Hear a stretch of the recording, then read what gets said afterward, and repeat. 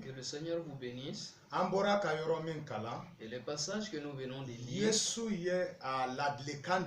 et Jésus donne des conseils en rapport avec le temps que nous vivons. Et quand le temps de sa venue se rapproche,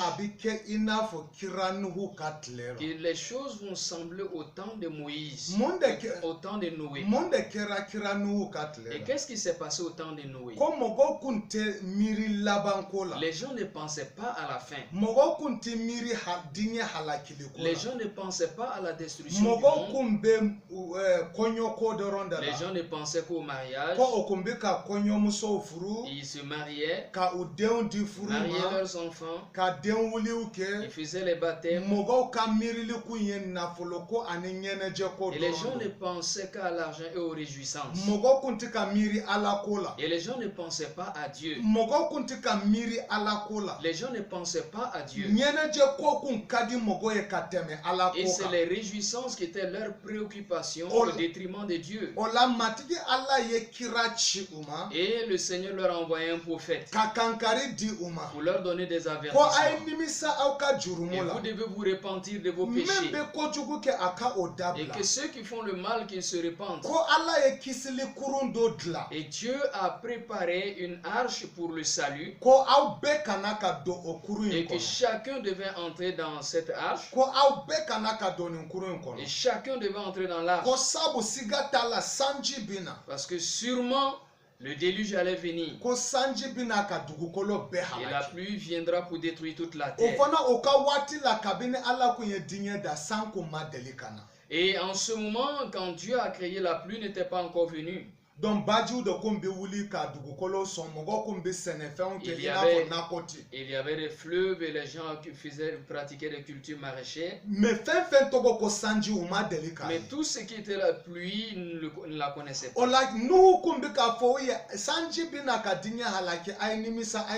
Et Noé leur disait qu'il aurait une pluie qui détruirait la terre, mais on ne l'écoutait pas. Et la parole de Noé était comme une fable à leurs yeux. Et les moqueurs se moquaient de lui. Mais il est ivre ce monsieur. Mais ce vieil homme, il est fou. Et il est insensé. Comment ce beau monde peut être détruit? Comment Dieu peut détruire une telle foule? Et cette parole n'est pas vraie. Et Noé a parlé à ses enfants. Il avait deux fils. Noé, sa femme, ses trois fils et leurs femmes. C'était 8 personnes. Et ces 8 personnes seulement sont entrées dans l'arche.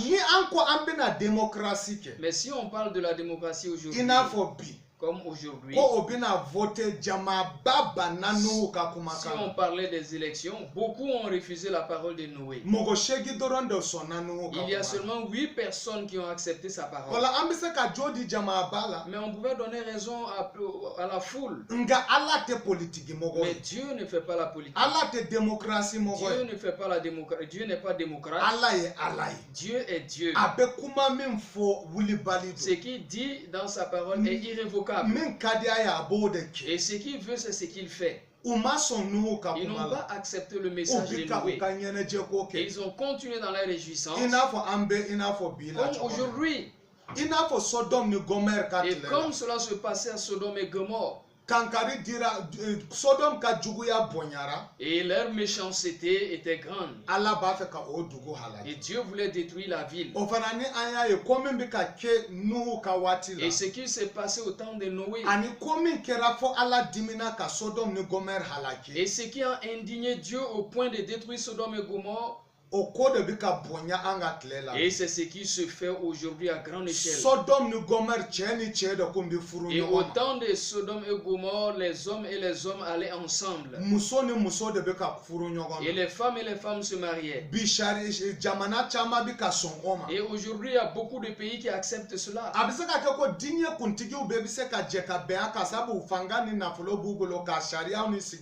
Et c'est possible aujourd'hui que les dirigeants du monde acceptent tous tous cela parce qu'ils ont les moyens d'exécuter leur plan.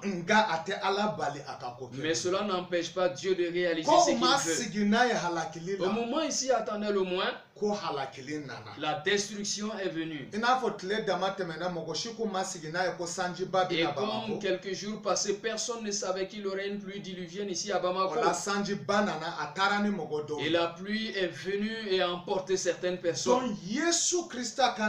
Et le retour de Jésus-Christ est proche. Et nous, chrétiens, nous devons être prêts. Et toi qui n'as pas encore compris, qui n'as pas encore donné ta vie à Jésus, et tu es devenu comme les gens qui étaient là au temps de Noé. Aujourd'hui, Dieu a aussi préparé une arche de salut. Et il ne s'agit pas d'une arche physique, mais il s'agit de quelqu'un. Il s'agit de Jésus. Jésus est notre arche de salut.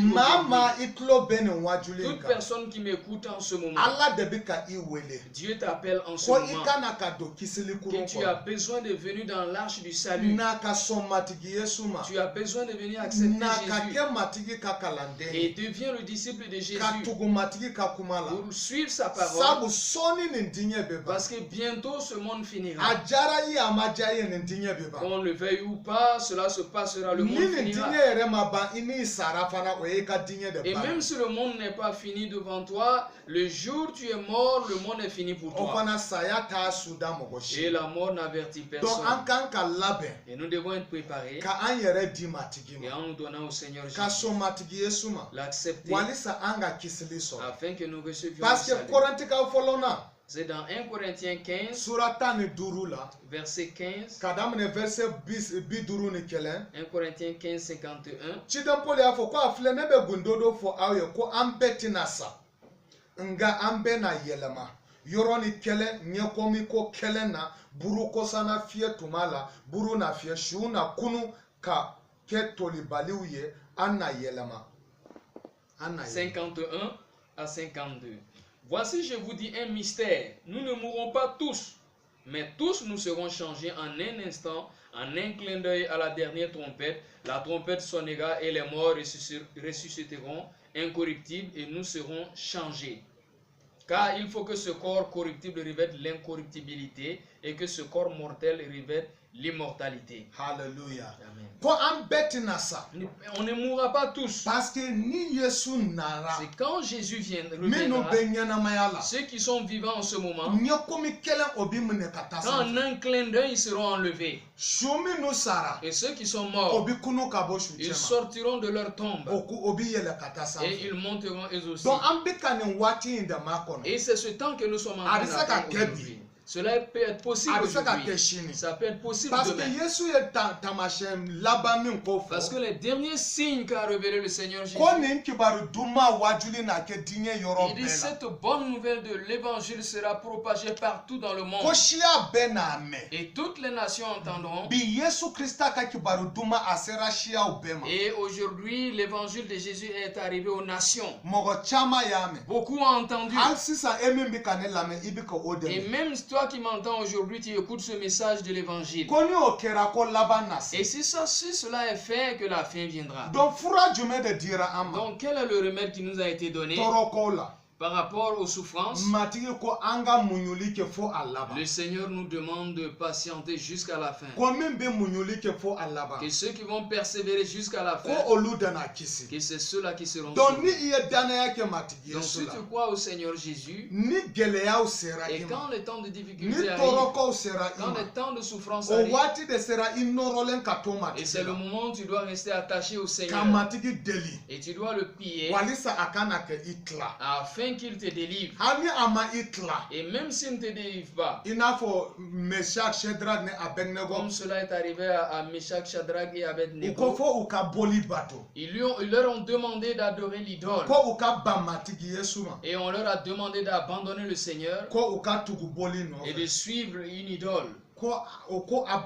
Et ils ne l'ont pas accepté. Ils ne l'ont pas accepté. Et le roi dit, si vous ne le faites pas, vous serez mis à mort.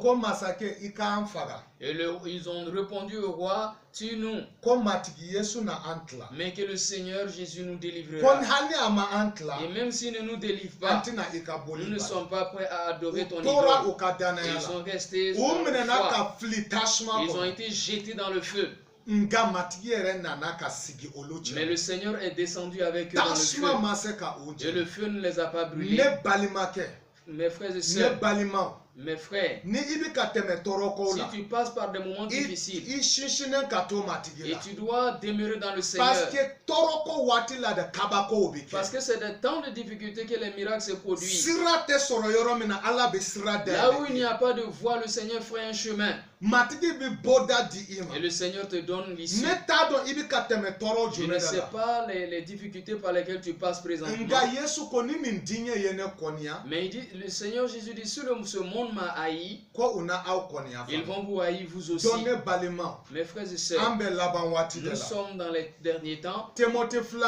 Dans 2 Timothée 3, nous n'allons pas lire, c'est à partir du verset 1 jusqu'à 6.